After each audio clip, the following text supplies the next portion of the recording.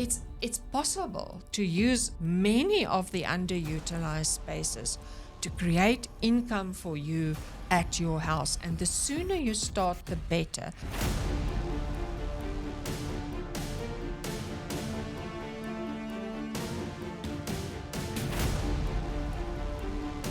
This podcast is more about how I came to be in the place that I'm currently at. I've spoken a lot about making your house work, about the real estate industry as a whole. But I think it's worth knowing how I got here, what my background is. And today, Ruof will be interviewing me so that I can speak about my background in the real estate industry. That's right. I'll be interviewing Theresa, my mother. Hi, Mom. Hi. Welcome. I will be asking her some questions that, to be honest, even I don't know all of the answers of. So I'm actually interested to get some more information about the history of how we got to where we are today. As you know, my mom is the owner of the My House Works 4-step system that over the years that she developed. So let's start by the history of how it all began, probably before I was born. So what did you do when I was still... when I haven't even existed yet, before I was born? Right. I trained as a teacher first, and I was a teacher for around 11 years. And then I was at home on maternity leave, actually, with you.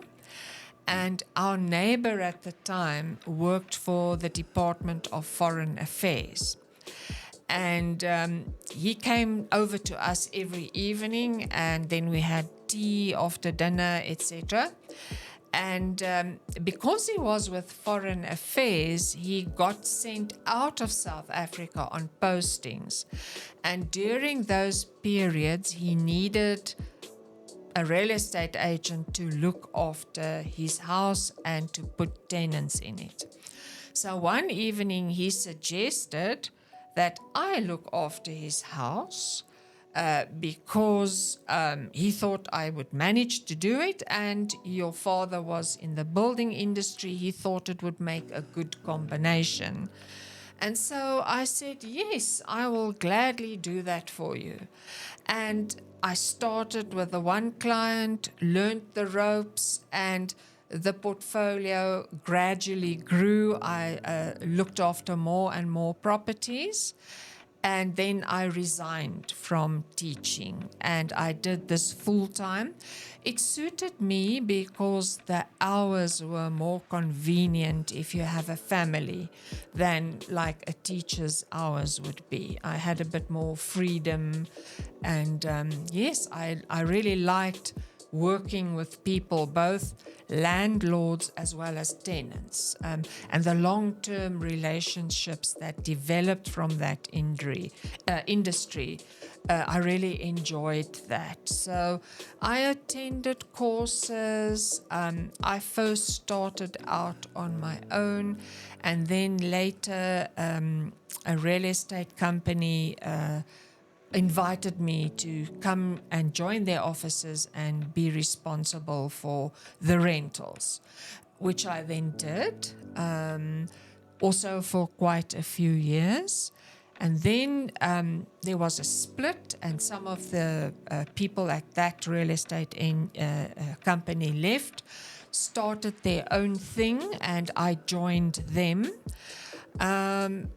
What kind of timeline are we talking about? Sure, that was probably, I would say, at least a 8-year period at the two, or a 10-year period at the two different companies after I had been a teacher. At the second company, I never did sales of properties in the normal sense of the word. I liked the property management side, And I didn't really want to ever get involved in selling houses like you understand real estate agents do. But one day in the meeting, one of my colleagues said there was a new company starting up that were focusing on selling investment properties. And that sounded very interesting to me. So I started training with that company that sold the investment properties, and I learned all about property as an investment. In other words, not for residential purposes purely, but as an investment, something you buy for capital growth and for potential rental income, etc. That I found very interesting. I really enjoyed doing that. And that led actually also to getting involved in selling offshore investment property. Because the thought was that you are not properly diversified if you only have rental properties, investment properties where you live. You need to be diversified over in different towns, cities. You can't have all your eggs in one basket. And is there a specific person or some group of people that got you interested in this new diversification? Yes, it was the owner of the business, Sherry Eilertson. She had a lot of very, very valuable training, so I learned much of what I knew from her. Also, the offshore property investments was a whole new level, because that meant people could get offshore income on properties that they owed. So it's good to get income in South Africa, but it's much better if you can get income from first world countries such as US dollar, Australian dollar, or Great British pounds, euros even. So that was a big motivation for South Africans to invest offshore, because of the income in first world currencies. And some of those properties even had, if you bought into those countries, you could also get a citizenship or, and people could move to other countries just because they had bought a property. So that was a whole new level, also very, very interesting, because all the countries had different regulations. Much needed to be learned from that exercise. Yeah, specifically, like, we're in South Africa, so your real estate experience has to do with South African laws and regulations and, the way we do things in South Africa. So what is the difference between the South African real estate market and other foreign real estate markets in, say, Australia, America, or Europe? The basics are always the same. If you're looking at buying an investment property, it needs to be in a city or a place where there are multiple industries. So you need to know, where are my tenants going to come from? The people that need to pay the rent, where will they be coming from? So if you buy an investment property in a town or a place with a single industry, and that industry tanks, you are left with a property and all its expenses and no tenants. So that is foremost.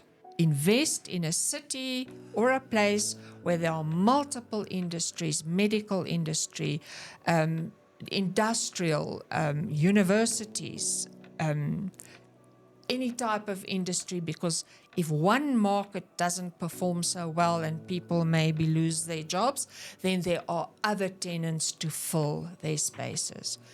As with laws, our property laws are often based on more or less British type of property laws, but you always have to have legal advice. And of course, if you're thinking of investing in a country where English is not the first language, you need to be very, very careful. You can run into serious problems. And if you have to start employing legal people in a European country, you will be out of pocket very soon. You won't be able to afford it. So unless it's a country where English is one of the spoken languages and where documentation can also be in English, I would avoid those countries. Just at least when you start, until you found your feet and you know a lot about the country that you're going to. And then after that, things changed again. And I got involved with,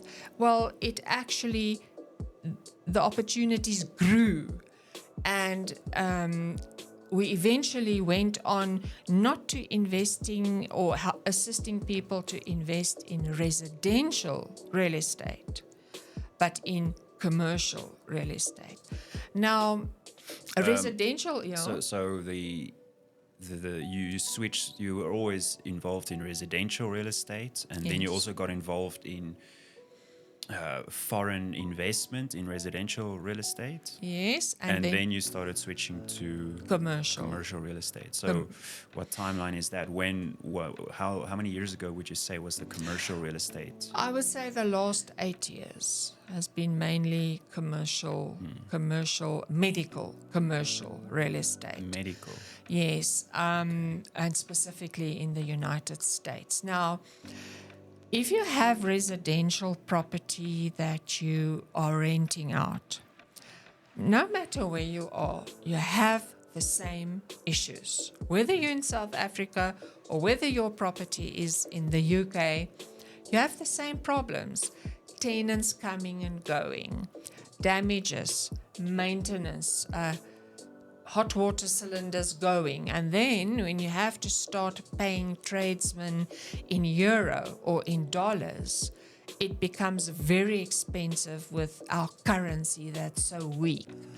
So many people invested in residential for a start, and then when they had the ability to invest in commercial real estate, they often sold their residential real estate houses and apartments because of the fact that it's maintenance intensive, admin intensive. The taxes is always an issue, and having bank accounts in foreign countries it's a whole set of new problems. So unless the investment is very lucrative, the administration around it can be a real nightmare. Now, on commercial real estate, usually maintenance is not your issue. So you don't have that a lawn that needs to be mowed while the property is empty and they charge you $50 per shot to mow your lawn, because that is taken care of by other people, other companies, and often tenants need to even pay for the maintenance themselves. So it was a natural progression, a natural switch where the getting income from medical commercial real estate was much more seamless, much easier, much more hands-off. And that is where I'm still today, outside of my private life. So I still have the South African rental portfolio I manage. I'm still involved in the medical commercial real estate. And then lately, your father and I, once you children had left home, we decided to use our house to generate income for us, because we had this big house and We just found a way to make it work for us. So you still do the residential real estate? Only rentals in Only rentals. Pretoria, yes. All right.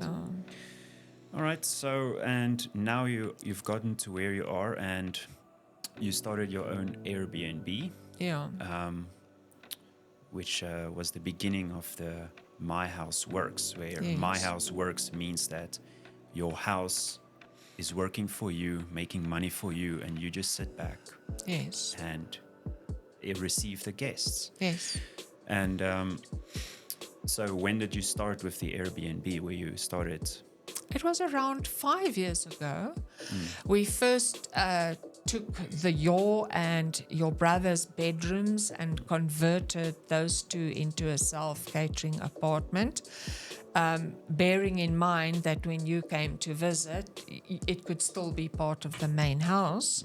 So that was the first one we did, and it went very well. It was very lucrative, and so consequently we converted 2 extra areas at our house into 2 more self-catering apartments. And And now you have 3 self-catering apartments. we have in total. 3 at our house, and we still got all our own privacy, and we really enjoy doing it. We are meeting the most wonderful people. We've made so many new friends, people we would otherwise never have met. Yes, it's a whole new life. And what we like about it is once our house is finally sold, we can replicate what we have done at any property that we move to, because we know exactly what to do. And yes, it's not difficult. It's a bit hands-on. It's not difficult. It's a great joy, and it pays very well. So on a scale of 1 to 10, how successful would you say your Airbnb is currently? Wow, 8, 9 out of 10. We have more than 80% occupancy. Yes, and often we end up with double bookings if we're not careful. So yeah, we managed to make it very successful. So what would you say is the defining aspects that make your Airbnb successful over, let's say, less successful Airbnbs? What are the small details that you would say make or break an Airbnb? Personal touch. And your father and I, when we decided to add a section, we would draw out before we even started building, on the grass, we would draw out the furniture that needed to go in there, so that we saw to it that it was never too small, because from our own travels, we know what frustrated us, and we said, we're going to avoid that. What frustrated us was often you get to a place, there's only a hanging basin, no place to put your toiletries. There's a bad smell hanging around from bad plumbing. You get into a shower, the water doesn't drain. You go up into your ankles in secondhand water. Cleanliness. How often have we been to accommodation where we first had to wash all the dishes before we could use them? So we try to avoid what irritated us from our own travels. And of course, we also slept in our own apartments before we put them up, just to be sure that everything is within reach, that it's convenient, that there's enough plugs, charging points, etc. One thing I'm realizing now is that, since I was maybe 9, 10 years old, we always went traveling every December, Christmas holiday. Even weekends, there was a time period when every weekend we would go somewhere, to a farm, to a guest farm, somewhere, just traveling. Yes. With our good friends from Germany. Yes. And some of the places we stayed at, Some of them were nice, some of them were terrible, but Yeah. we learned a lot. Yes. And through all our travels through the years, since I was a little boy, Yeah. now I realize you've learned how to make a good Airbnb from all our travels. So it started paying off. Yeah. All the money Yeah. spent traveling actually is now paying off. Yes, so Interesting we enough. said now this is what we want to avoid from our own experiences, and we try and we can charge reasonable prices also because we used existing space. If you go out and you buy a new property or build a completely new apartment from the ground up, you won't be able to charge such reasonable prices because your input costs may be too high. And it's quite competitive. So price plays a very important role. You need to be competitive, and the only way to do that, or the best way to do that, is to utilize existing space at your house. Well, you utilize it very well. Yes. When I first look at some of the rooms, when I first looked at some of the rooms before you even started renovating, and you said, yeah, we're going to make an Airbnb out of this, I thought, really? Will all of that fit in this space? But you really utilize the space well. Yes. The layout of the showers, everything is almost perfect. Yes. Large And- showers. Yeah, I heard Dad saying that, just having walls actually take up a lot of space. So having fewer rooms, bigger rooms, but fewer rooms is a better utilization of space. Absolutely. And I can see that principle being applied in your Airbnb. In one of our apartments, we wanted to create a nice big walk-in shower, and we had to make it a part of the master bedroom, because if we had created a separate bathroom, we would have ended up with a small bathroom and a small bedroom.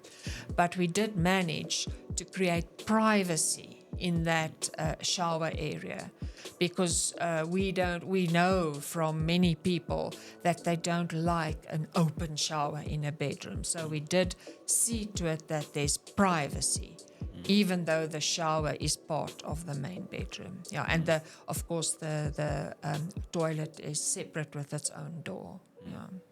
But then also the attention to the finer details, like the toilet paper. Yes.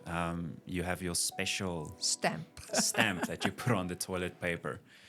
That small little detail, just showing people that even the toilet paper is looked after. Yeah. Many people have given us compliments on the attention to detail.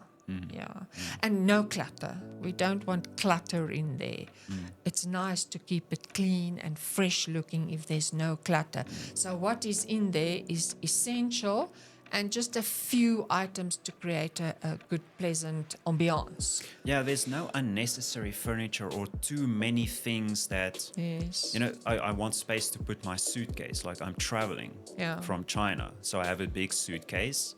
I want to open up my suitcase and have access to my clothes. Yes. So if there's too much clutter, I won't have space to do that, and that's annoying. Yeah. So wherever I go, I always try to find Yes. a big room, as big as possible, Yeah. because I like space. But from a psychological standpoint, I would say that people feel that if even the finer details are looked after, then of course the bigger things will be in order. They don't have to worry about cleanliness. No, exactly. Yeah. Whatever you do in life, it's a testament to you. It's your name. Once you've thrown it away, you can never get it back. And to us, it's important to give the best we can. We've always been that way. Whatever we Dad do. also with his building company, the Exactly. construction, everything Yes. always perfect. Yes. Even to best the we point, where you feel like maybe it's a little too much perfection. can. Yeah. But in the end, it builds trust, and you get repeat customers through that as well. They trust you, they recommend you to other people because they know Yes. the perfectionism. Yeah. So, if you look back, what would you have done differently?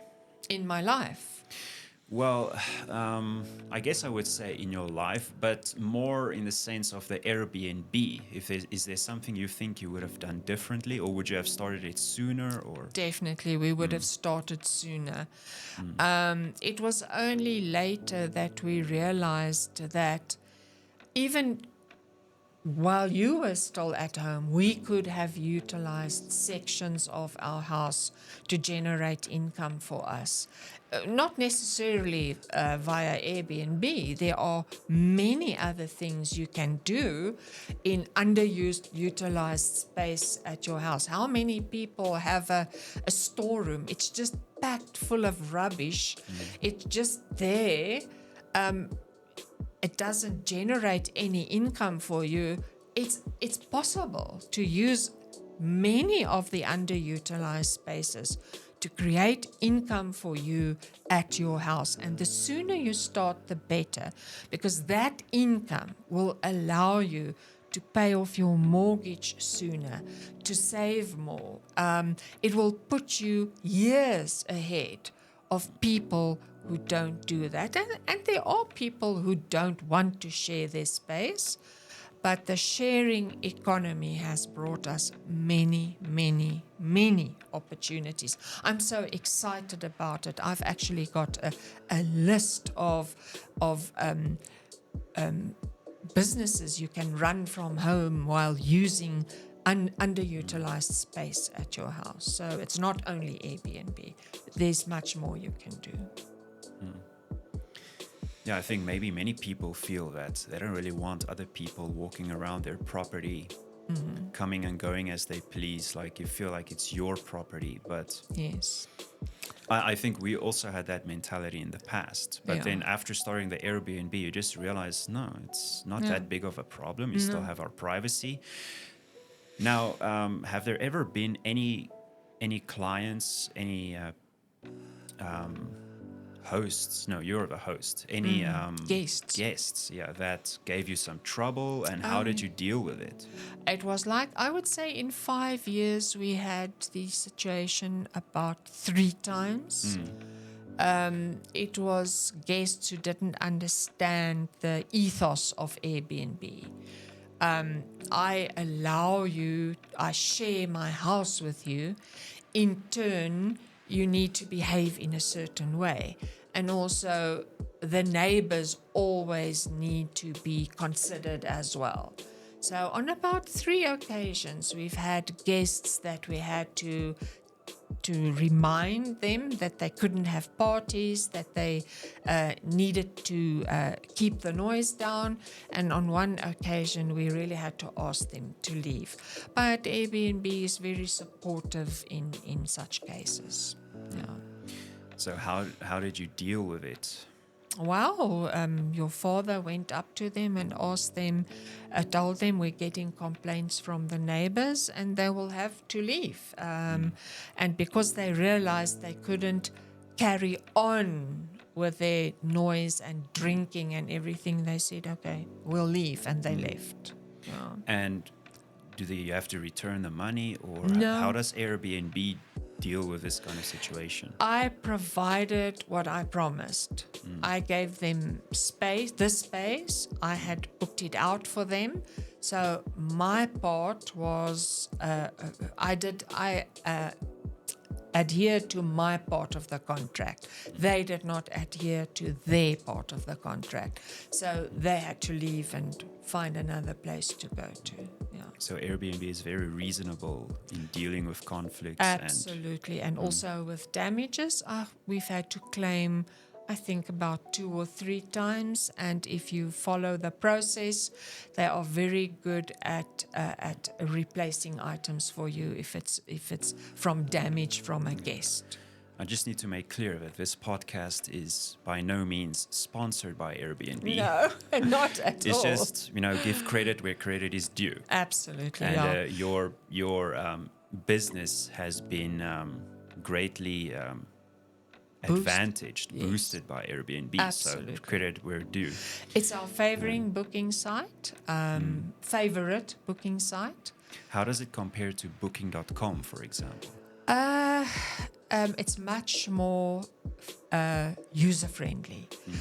Booking.com, to my mind, is very good for large hotels, etc. Not so good for smaller, private type of accommodation, because it's very corporate, where Airbnb is more focused on the host and the guest experience, and it's all built around that. Yeah. Yeah. When did Airbnb start? Sure. 2010. I don't even know the exact date. Yeah, nor do I, But before Airbnb, I think having to start this kind of business would have been more difficult. much more difficult, and it was very difficult to market your property.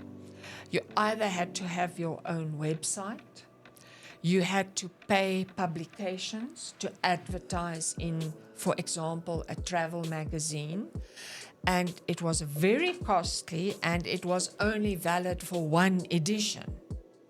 Whereas Airbnb, the marketing carries on 24 hours a day. No matter where I am, the property is available and can be seen by people who are looking for accommodation wherever they are. So that problem has been resolved. It was a big problem to advertise your property. Most people did not have the money to do that, but this has been solved by the booking platforms and the online booking systems that we all know these days. Yeah, how social media has changed the landscape of business. Absolutely. So back to the real estate market, like you started during or after I was born, before I was born, like 30 to 35 years ago. What's the difference between the market now and, how you do real estate these days, and the difference between how it is now and how it was back then? How did things change over time? Sure. So when we started out, most people, you started off your investment journey or buying property or renting property somewhere in an apartment. And then once you had saved enough, you would maybe acquire an apartment or a townhouse or a duet, which is where you have two houses on one stand. And then you would progress. You would start owning small, keep it for a few years, and then you would sell it for a profit, and then you would go a bit bigger until you ended up in the traditional single family home on a stand. So that's what we did. That's how we started after we were also tenants after we had just gotten married. Then we bought a stand, and we owner built our own house, and over the years we expanded the house to accommodate the growing family and our growing needs. Now, for many, many years, people could rely on capital growth. So your house keeps up, the value of your house keeps up with inflation, at least kept up with inflation. And because there was a big demand and people had access to home loans and mortgages and debt to acquire property, that drove the demand. So you could be fairly sure that you would get at least capital growth, or that when you sold your property, the price would have held or would have kept track with inflation. But that unfortunately changed. These days you buy properties for much cheaper than it is to build them from scratch. And often homeowners bought at a high price and are expected by the market to sell way under what they often even paid for their houses. So many new developments went up. I don't think there's so much of a shortage these days. And also the poor economy has resulted in people having less money to buy property. And then younger people like you and your brother, when we were your age, we already had the house. You have not yet invested in property, nor has your brother. It seems to me that younger people take much longer to acquire property. It could be because of it ties you down, and it's a long-term investment, basically. And I think younger people don't want to be tied down to such a big responsibility so soon. You know, in our minds, the sooner you bought a house, the better. You just needed to get onto the property ladder. But these days, I think younger people are different. They get married later, they settle down later. So that has also had an impact on property prices. Yeah, I think that's also one aspect of it, that younger people think differently. They are less likely to want to settle down and maybe be able to pack up and move more quickly. But I think, well, I know that this is a common problem, not just in South Africa, but all around the world, where younger people don't really buy houses. But I think also it's more to do with they cannot afford it. Often. Like the markets. Yeah. It's just crazy these days. In South Africa, salaries and increases on salaries have not kept up with the rising cost of living, not at all. So people just don't have expendable income. They just cannot afford to buy a property. They will be stuck in the rental market for years to come because of affordability. If you are renting and you have the self-discipline to save the money that you save from not being responsible for rates and taxes, maintenance, etc., that should give you a very good cash injection when you do eventually buy. So it's essential that you remember to save what you don't spend on owning a property, so that when the day comes that you can buy a property, you have a large portion of cash to put into acquiring the property. But many people don't have that self-discipline. They are focused on instant gratification all the time. Yeah, that's especially a problem in the social media era. Yes. Wow. So much experience. Like Dad told me that he was telling me about the sewage system that drains the sewage from the toilet or homes in general. He said if there's a little hole in the pipes, then the roots of trees or plants will grow into that hole, and eventually it will block the pipe because the roots keep growing, because the sewage system has nutrition for the plants, so the roots just keep growing and blocking the pipes. Like, I would never have been able to guess that. Like a tiny little hole leads to, it's like a chain reaction, and it's very and expensive. this kind of experience, I don't think there's any book that can teach you that. Now you have to learn by your own mistakes and experience. So, and it's very expensive. If you have to get out a plumber, there's a business that does only that. They come and clean out pipes, take roots out, etc. It's expensive to have it done every so often. And of course, if the system keeps on blocking because the plumber did not do his job properly, other factors, it's equally expensive to continually have these blockages removed. It seems cheap when you get one quote. You pay for it over the years to come.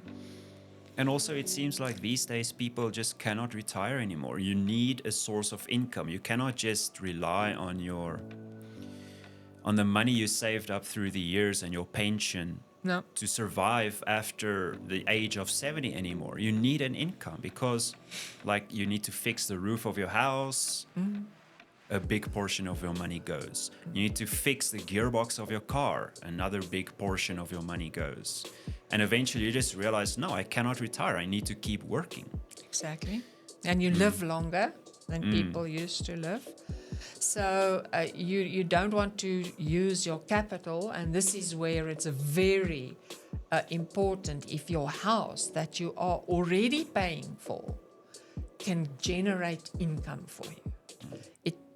It puts money in your pocket, and it helps towards carrying the costs of living there, because you pay for a roof, whether you rent it or own it, it costs you money. And it's a very nice way to supplement your income, and even after you've retired, if you can use your house to create extra income for you, it just makes life much more comfortable and less strain. Yeah. Yeah. I asked about how things changed over the years. I know that now, in order to rent a house, just as a resident, you need to provide proof of salary and so on. Was that the same in the past, 30 years ago? Did you also have to provide proof of income? No, you didn't have to provide proof of income. You had to give your ID, and a lease agreement was drawn up. And in those days, that type of thing was, you did sign a lease, but it was much more of a handshake type of agreement. And there was no problem to get rid of non-paying tenants. But over the years, much has changed, and it's much more difficult these days. It's like you have to do affordability checks, checks on ID, and the list goes on and on and on. It's actually become quite complicated. And if you don't do that and you end up with a non-paying tenant, it can cost you so much that you may end up losing your property. So it's a whole different ballgame. So what is the reason that you now have to provide proof of salary and ID and everything? Some people, and they need to be protected by law probably, don't understand that you can't sign a lease for a property that's going to eat up 2/3 of your salary. You won't have enough money left to live off. So you need to be sure that people don't spend more on their rent than they can afford, because people are often not aware. They think, I want this beautiful property because my friends will enjoy coming to visit me. And then very soon they run into problems. Their credit record is destroyed. They shouldn't have rented the property in the first place. So it's best to just avoid that scenario completely by showing them what it is they can afford, and explaining why you don't spend so much money on rent just to look good or have a beautiful place for friends that visit you. So people don't really have a lot of financial common sense these days. It seems that way, and many people somehow